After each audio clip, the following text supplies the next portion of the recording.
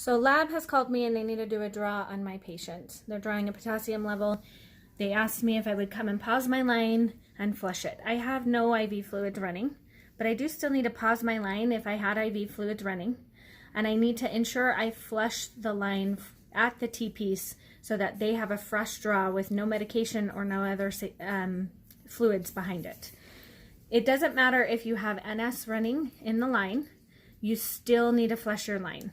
You never know what drugs can be hiding, and it is beyond a scope of practice of a phlebotomist to flush any drugs. So this is a safety process for our patients. So I'm going to remove my blue cap.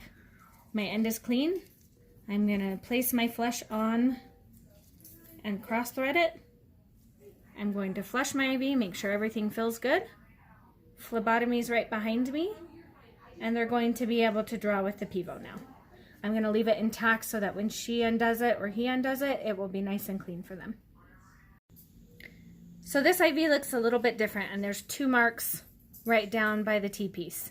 Those 2 marks signify 2 attempts that were failed to draw a blood sample by PIVO. If there are 2 attempts that have been failed, the line should no longer be tried to draw blood by a PIVO device. So therefore, this line cannot be drawn from. It needs to be a peripheral IV stick for a blood draw. So this IV was placed in an upper arm area by an ultrasound guided placement. It's a harder stick of a patient. We needed to ultrasound guide it in. It's a longer BD AutoGuard needle with the catheter. So we need to ensure that this line is a little bit protected and nice and neat. And we don't want lab to draw PIVO off of it.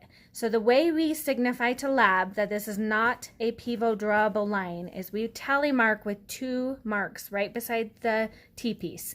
This is a universal communication, regardless of why we can't draw from this line, that you are not allowed to use a PIVO on this line.